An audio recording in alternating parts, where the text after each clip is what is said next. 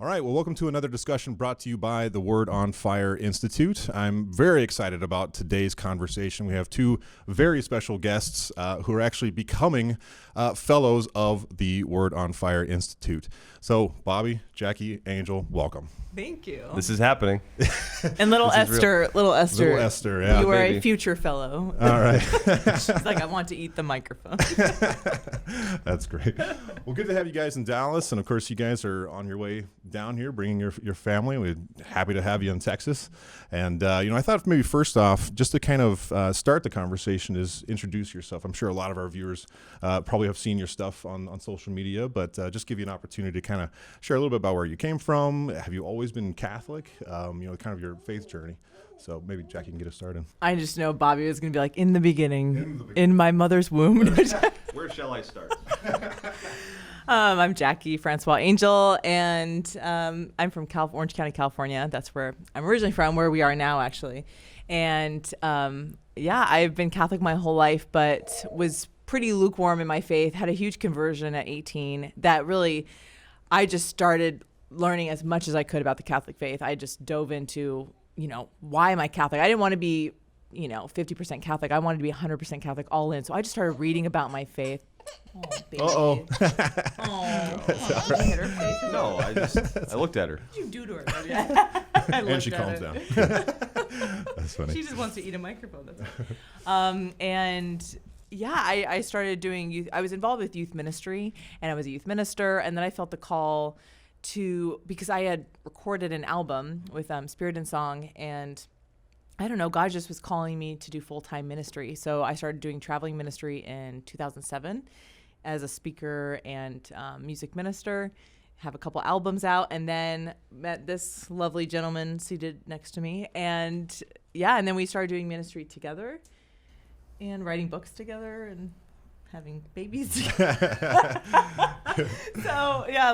And then you called, and we've had a great admiration for the Word on Fire Institute and all you guys have done. So it just seemed like a natural kind of fit. Yeah. What was it at 18 that kind of sparked that conversion? So I went at Steubenville conferences, they used to have this thing called Young Apostles. Now it's called Lead, but it was like a week-long thing for juniors and seniors. And I remember going, and there were about 30 of us. And actually, Scott Hahn's son, Gabe, was on my week. And I did not know at the point who Scott Hahn was. So if he would be like, I'm Scott Hahn's son, I'd be like, who's that? I don't even know who that is. But we basically went to daily mass. We had to memorize scripture. We were kind of like the leaders for the kids that were going to come on the weekend. But that group of young people changed my life because I saw their faith and I was like, wait, I've been Catholic for 18 years, but they're saying things I've never heard of, like the Divine Mercy Chapel. Never heard of it. They were talking about Padre Pio. Never heard of him. Like there were all these parts I had never heard of. So I saw their faith and their joy, and and then the other thing was we were going to daily mass, which changed me, and then encountering Jesus in the Eucharist and adoration changed me. And I started going to daily mass, started studying scripture, started reading about my faith, but it was the joy of those people that I thought, wow, they have something. And they were so different than any people I knew from school. Like, I was like, wow, that's what it looks like to be a young man who respects ladies and like treats women like that and has faith. Like, I don't know guys like that. Yeah. So it was just I think I was just shocked because I thought like, man, I've been Catholic my whole life, but that's not what I have ever seen before. So it really just changed me. It changed everything. It turned my life upside down. So that's awesome. Yeah. All right, Bobby. And now finally me. I'm the most humble man I know. No, I'm a Florida boy, born and raised in Tampa Bay, raised cradle Catholic. And my parents planted the seed of like every weekend, mass was not optional. We'd go give to the poor, help out at bingo. And that's kind of what it was. And it wasn't until high school that I got involved in a dynamic parish ministry that had really good youth ministry program. Also went to a Steubenville conference, and then actually discerned a call to the priesthood in college. Yeah. I was fighting it, really wanted to date and be normal, but God wouldn't leave me alone, and so He wore me down, and it was actually again running away from God. I pursued firefighting briefly, because we had a family history of it. My grandfather was a retired New York City firefighter. And but it was very much like, okay, God, like I'll do this on on my terms, not your terms, and wouldn't leave me alone. And so even, some time into firefighting, I said, this priesthood thing is not going away. I surrendered, and then spent 3 years in priestly formation for the Diocese of St. Petersburg, St. Pete, Tampa, and kicked my butt. Just all the different egoisms, all the different, habits you come in with. Even, again, I was on the straight and narrow for the most part in college, but college can wear you down. And there's just a lot of like baggage you come in with, and you want to be a priest and you want to serve other people, but it's like, we got to work on you as a young man first. And I was still kind of like, okay, God, what are you calling me to? I feel like I've been called here, but you need to make it clear. As Mother Teresa said, like, when you pray, be specific. And so 3 years into formation really was like, I'm feeling the call towards marriage. You got to make it clear, though. Like, God, give me a sign that's loud and blonde. And, Lord, whatever you want, not what I want, whatever you want. And end up re-meeting Jackie at this conference in the romantic Amish countryside. And it was like, this is it. Like, I was waiting years for my vocation, thinking of it like a Rubik's Cube I had to solve, instead of like a mystery and a journey I have to walk. And when it was ready, God made it very clear, and it moved very quickly. And this Florida boy moved out to California to chase down a girl. I was blessed to get a job at this awesome all-boys high school where I was at. And so 8 years, 4 babies later, it's been great to see like the separate journeys we've been on for God to bring them together.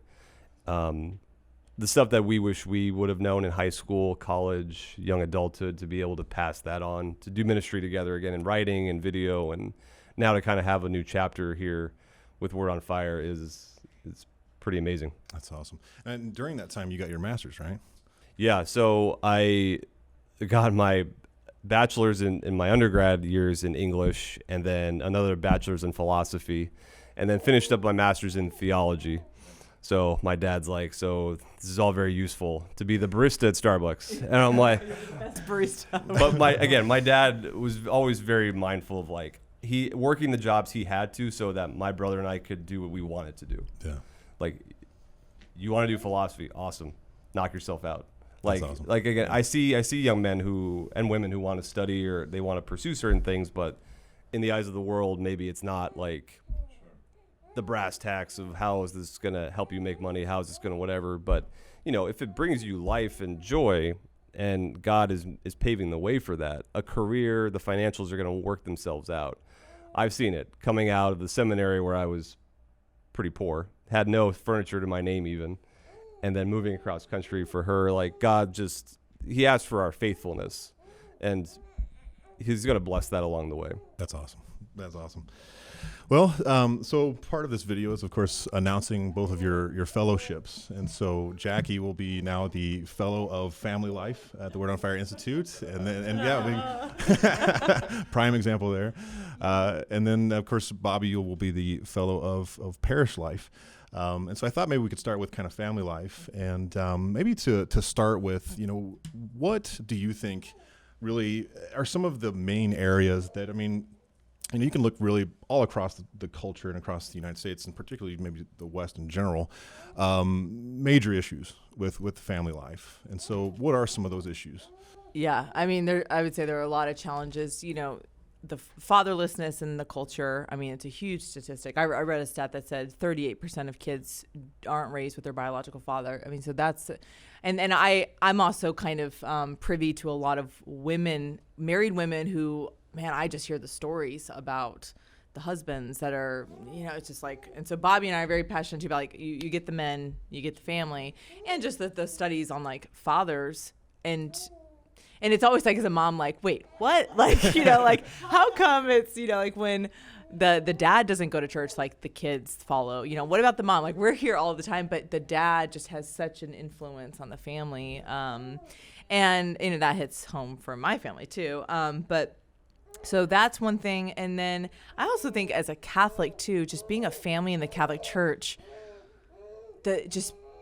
even when you are very Catholic, I've heard just the stories too of like you not being not feeling welcomed when you have kids, like kids, because the culture tells you kids are a burden. And so as Catholics, you're trying to show them, like, you know, kids are obviously challenging. It's hard, but they're children. They're such a gift.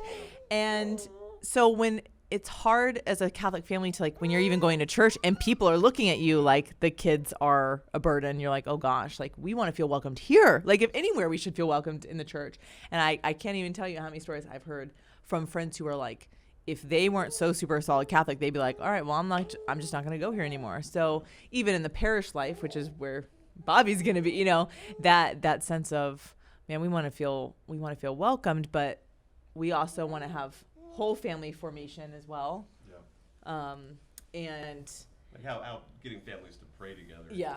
You know, and be a witness to that too. Well, and just people haven't had models. Right. That's another thing too, is that most people just aren't even getting married anymore. Yeah. And I think there's a real fear of marriage, because if you've never seen a successful or healthy, holy married couple, right, you're not going to think it exists. Exactly. And even growing up, asked God, I was like, God, please send me some examples of what that looks like. And he did. And I saw these moms and these husbands. I was like, oh, this is beautiful. Like, that's what I want my family to look like, or my marriage. You know, I know it would be different. We're all not the same. We're not cookie cutters. But I was like, I want to be patient like that mom. Like, I want to be generous like that family. And that's what I saw about big families, is like the generosity. They were like, all right, the more the merrier. And I was like, really? Like, there's just not enough food, you know?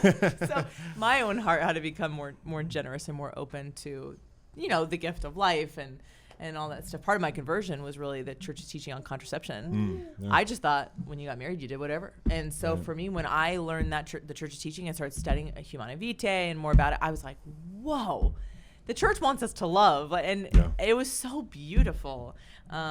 So all that, there's so many challenges, but you know. Another big aspect of that is also just as a culture, we have this kind of radical autonomy that even within the family, you have autonomous kind of individuals working on their own thing. There's not really like a communal reality. And sometimes, of course, I'm speaking just as somebody who has a big family, it forces you to become communal, because you can't make it without helping each other out and all of that kind of stuff. But there is kind of at the heart of a lot of this is this radical autonomy. Well, the effect of technology on it too, like how to use technology well in the family, instead of everyone is just has their own TV, their own phone, their own little phone, sitting together at a table. Yeah. You know, how do we reclaim that? Important. How do we use technology well? Yes. Yeah. And I think a big part of this also with your work will be helping parents on how to do that well. I mean, not just technology, but how do you raise kids that are both devout Catholics and still know and love the culture? That's a really tough balance sometimes, because there's this kind of natural reaction to want to do like a Benedict option, is just kind of go find our own little kind of safe space. And I get that, I do. But at the same time, we're called to be evangelists, we're called to bring Christ out. So forming kids on how to do that, I mean, that's got to be and you know what, for us, I feel like because Bobby and I, we live and breathe it at home, our kids, I mean, I'm having discussions with my 6 and 4-year-old the other day about like Joan of Arc. My 4-year-old girl's like, I want to see her on the stake. Like, I want to see her burning. I'm like, you're just like, I want to see a picture. I'm like, oh boy. Okay. You know, but we're talking about death, and the 4-year-old, she goes, Mama, when I want to die because I want to see Jesus. That's awesome. Yeah. You know, they're not afraid of talking, because that's part of, any opportunity I want to, so they tell people about that. Like they tell others, because kids just talk, you know, they tell everybody everything. Like my 6-year-old's like, hi, my name's Abby and we live at this address. I'm like, don't tell everybody where you live, you know, but they just share they want to share, they're joyful, you know, they want to share anything they've heard that's good. And so to me, it's like we teach them about Jesus, and they naturally are evangelists because of their joy. And they smile and they say hi to people. I mean, they're like the biggest evangelists in our neighborhood, because they walk around and say hi to people, and they get us out of our comfort zone, actually. Yeah, and that integration too of like, and then they'll go watch Dora, and then they'll watch Frozen, and it's like, it's the both and, like living in that tension of, it's not just shutting everything out. Like there's times to hunker down, and we are the guardians of the household.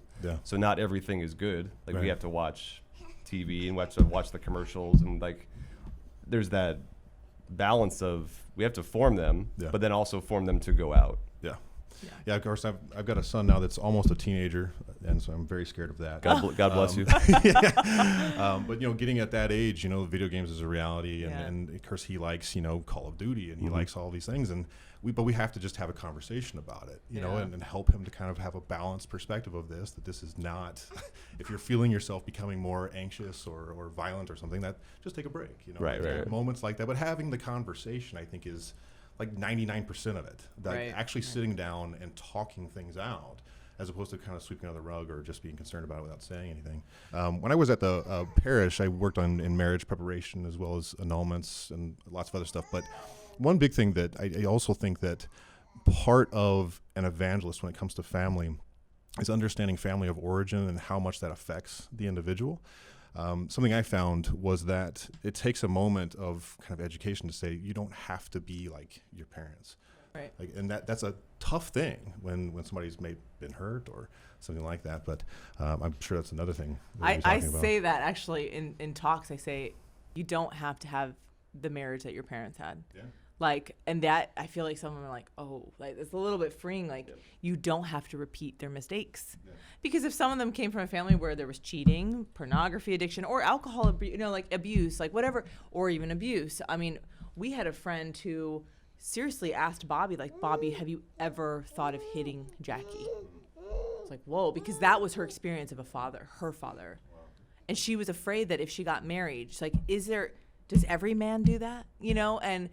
And gosh, I mean, I've heard so many stories of cheating. I'm like, God, not every man does that, right? Like, you have to have hope that there are families, like, it is possible. Holiness is possible. Yeah. And so you have the lives of saints, but you have people living now. It's like, you want to know it's possible to be holy. But we need witnesses of that. Exactly. We know René Girard talks about how there's kind of a chain reaction of evil. That like over time it takes somebody, and this is what Jesus did. He stopped it in its tracks and absorbed it. And it's difficult, but if you want to have a great family life, sometimes that's the route you have to take with a lot of that. But anyway, so then of course also we've got the fellow of parish life, and so maybe we can kind of switch gears a little bit and start talking about the reality of parishes today and some of the issues going on there. Yeah, and I think the irony too of I was in formation to be a diocesan, a parish priest. Yeah. So it is something close to my heart. The parish is like the cradle of the family. There should be a support of the family and bringing families together. And I think like we're recording this still kind of in the aftermath of COVID, and it's like that has exposed a lot of parishes how they're doing. Yeah. You're doing well, you're doing not so well. We're kind of just doing the same thing we've done for the last 30 years. Nothing's changed.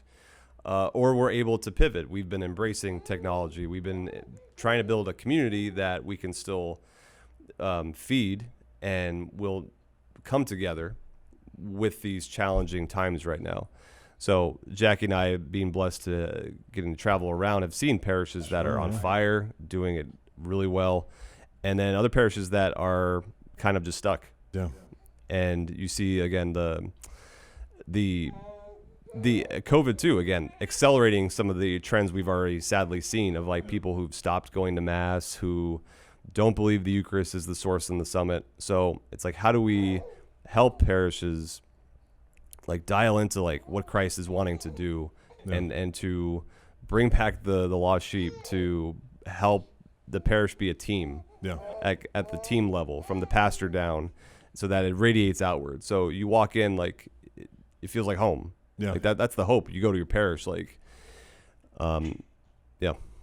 yeah, it's almost as if like COVID kind of exposed particularly weaknesses in evangelical nature of parishes. Yeah. That there's not a lot of outreach. There's not, I mean, the kind of like, I think the number is like 6 or 7% that participates in 100% of everything that's there. Yeah. The other 93% that were kind of out on the outs a little bit and didn't quite have a connection. That's where evangelization is needed, and COVID kind of exposed that. And of course, you mentioned, and I'd love to hear from you on kind of maybe why this is the case, but the recent poll that came out that showed 1/3 of Catholics don't even believe in the Eucharist and what it is, and then another one came out about the belief that Jesus was divine, right? And so it's even worse. Yeah. And so, like, what are some of the things going on in parishes? And I know there's also kind of a cultural reality to that, but what are some of the things maybe we can talk about in parishes? And some of it, again, it's the both and of the family life. Yeah. Like, what's the family you're coming out of or going home to? Because the parish can only do so much if, or like, again, you're clocking in, clocking out of mass. Yeah. We don't even pray at home. Like, Yeah. there's not a culture of, like, I'm just kind of doing my duty here and leaving. Right. And I've seen that. I've seen that in my friends. And so, again, mercy on those situations. I think some of it is liturgy. I think that's one of those things that's like kind of a, Catholics love infighting about these kind of these elements of like the liturgy. If only we did the liturgy better, then all the problems would go away. It's like, I'm all for beautiful liturgy. I'm all for beautiful architecture. The form is not the salvation, though, so to speak of it. Right. It's like, yes, attentiveness to beauty. I've grown up with some really not great, not beautiful masses. And then I've seen masses that you're like, take your breath away. Yeah. The care and the reverence of it. And it's just, so it's again, all these factors of the family situation, the liturgy. Again, is it being lived? Is it going out? Or is it just kind of insular? Like, we take care of us, and then I go home, and I never invite my neighbors to mass. I never go out and preach the good news. Yeah. That's, I think, for, again, Catholics, something we absolutely need to do better as a whole. And I think this is where parishes can play an important role in forming a new generation of leaders who I believe are hungry. Like, we are hungry for meaning and depth. And Jared, we were talking earlier about something to like chew down on in terms of truth. Yeah. Like, I want to fight for something that is true and just and good. And it's like, good, we have that. Right. And we need to do, as Bishop Barron says many times, and Esther agrees, it's like to do a better job of telling our story. Yes. And so that people like, yeah, I do want to share this message. I do want to go out and preach the good news. And I feel like I can, because there's two, like, when we get to that level of, okay, I'm bought in. Yeah. I'm going to consume Catholicism. I'm going to watch a whole bunch of videos and read blogs. But then it's like, now go do it. Tell other people about it. Yes. That's part of it too. And it's heartbreaking. Back to the Eucharist, like, that's heartbreaking. Like, that's the source and the summit of our faith. Mm-hmm. And it's then the answer will come from Jesus. And I mean, in the sense of, to the extent we surrender ourselves back to Jesus, it's going to happen. Yeah. Like, there will be renewal in parishes. And I've seen parishes that there is renewal. There's been renewal. And it's like, because there is a dialing back into, it's Jesus. It's not just, we need a new program or we need a new roadmap.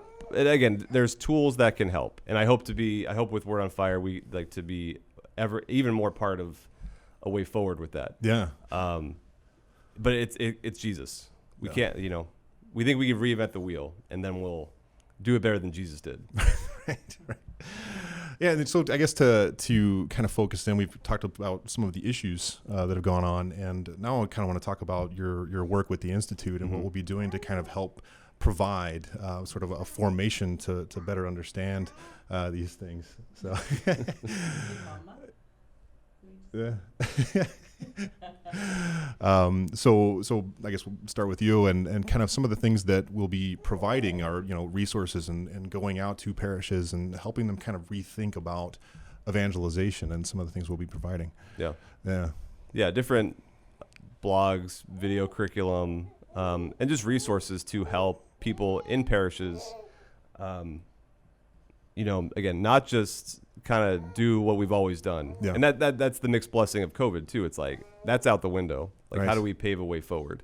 Yeah. So the hope, again, of dialing into like what Bishop Barron has started with this movement, that does embrace the intellectual life, but also that intellect in action, in motion, in forming leaders, in serving the community. Mother Teresa said, you don't need to go to Calcutta to serve the poor. Right. Like, there's plenty all around you. Existentially poor here. Yeah. So absolutely. Not just materially poor, those hungering and searching for meaning. Yeah. Why am I here? And again, teaching at an all boys school, it's been a blessing too, to see like guys, when they have a mission and purpose, they're on fire. Yeah. So but otherwise it's just, we fall into that aimless, I'm just supposed to go to college just because it's what I do, and I get it Right. work because it's what I do, and you're never stopping to think, no, why am I doing it? Who am I? And in whose image was I made? Yeah. Like, so to help, again, provide some more resources for parishes to have different ideas of working together. How do we work together better as a staff? Yeah. How do we form our volunteers? Yeah. How do we engage more than just the 3%, Right. you know? And how do we And not providing resources to help them do that. Yeah. Give them the research, give them the data. Yeah. Some of it's depressing. You know, as the doctor, it's like, you got to know what's wrong before I give you the cure. Yeah. So some of it's going to be like, here's the issues. But now let's work on the cure and move forward. Yeah. Well, you know, it's one of those things too that, another kind of statistic of what's going on right now is the reality of how many young Catholics are leaving the church. I mean, in the millennial generation, it's like 50% now end up leaving the church at some point.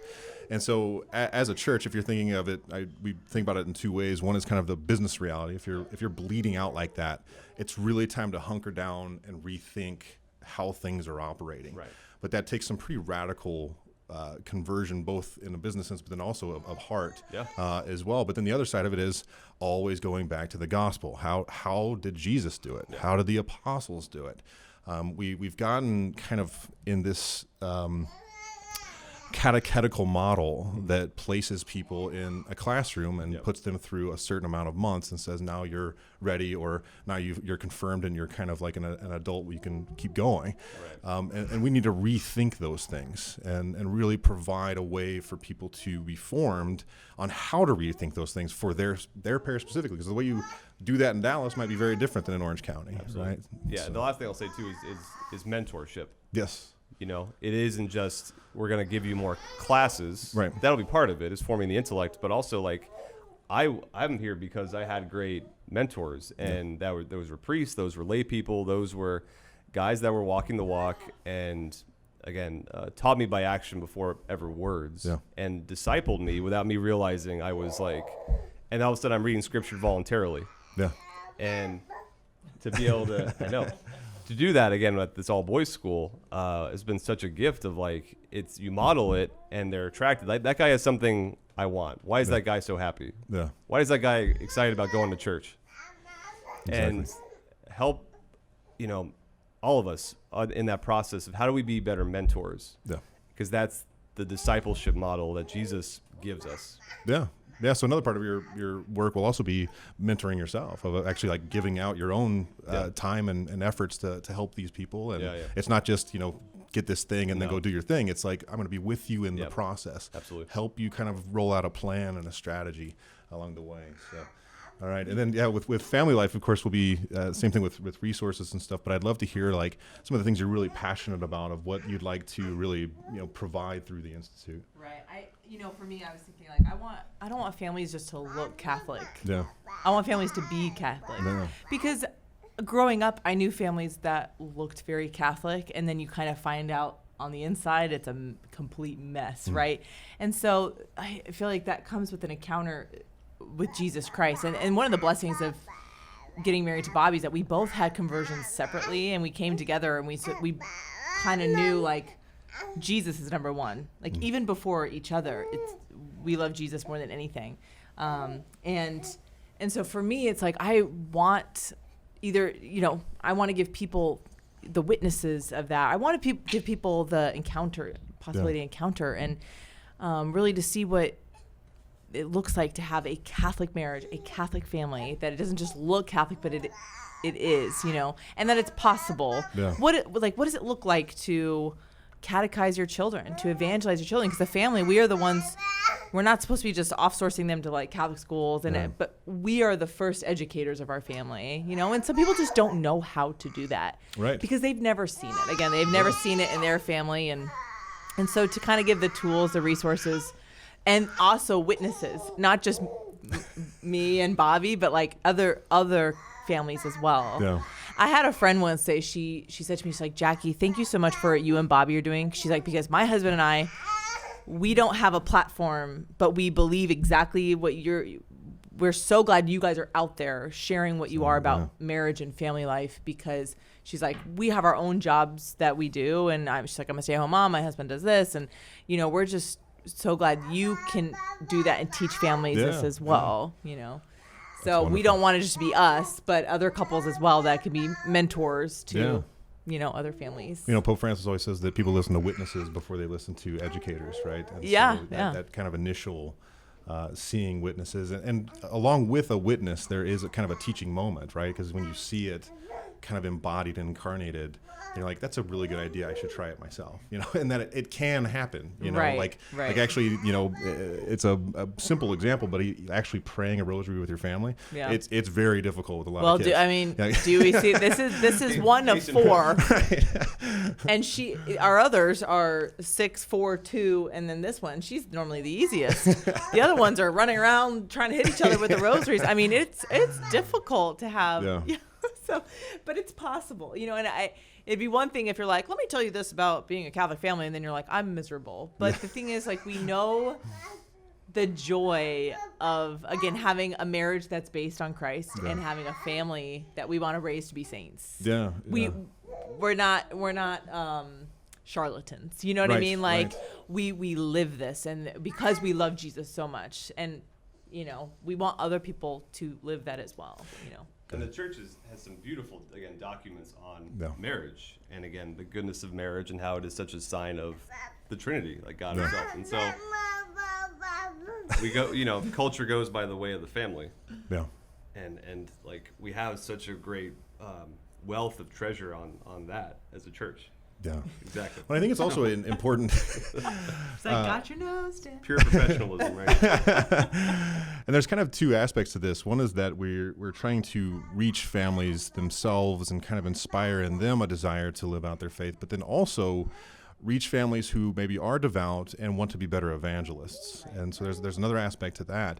And I think that you know, speaking of like the rosary story, there's kind of a piece of that of like, it's okay to show the chaos of being in a family like that. Like, it's okay. Like, you don't have to be buttoned up and perfect and everybody has everything perfect. It's like, no, the disheveled, like, chaos can be beautiful, and that's fine. Well, we'll do that great. Because, again, I'm like, toddlers are nuts. Like, kids are crazy, you know? And so, but they're lovely. And, I think, too, having families, maybe they're Catholic, but they just don't even know how to share that with others. And I think teaching evangelization, obviously, is maybe something people just don't know how to do. And one thing we'll be doing as well, as things kind of progress and we start rolling out more from the Institute, of course, we're in the process now of kind of getting all the back end stuff for Word on Fire groups. And so when it comes to families, you know, that could be a really big aspect of Word on Fire groups coming together as families. Like, it doesn't only have to be the parents. We're going to have plenty for that as well. But having families come together and invite other families and just have a bunch of chaos with, you know, 30 kids running around. Have a block party of chaos. Exactly. Talk about Jesus in the midst of it, but create relationships. So. Well, this has been a great conversation, and so excited to have you guys on board, have you guys down here in Texas. Just unbelievable blessing, and it's amazing to see what Providence has done. We are excited for the work ahead. Esther, what do you have to say? Esther agrees. She's just like, bah, bah, bah. Oh, no, I don't need it. All right. Well, everybody watching at home, thank you so much for tuning in. I hope you enjoyed this conversation. Be sure to check out wordonfire.institute, where you can check out all of the other resources that you get when you become a member. And so, again, that's wordonfire.institute. Have a great day, and God bless.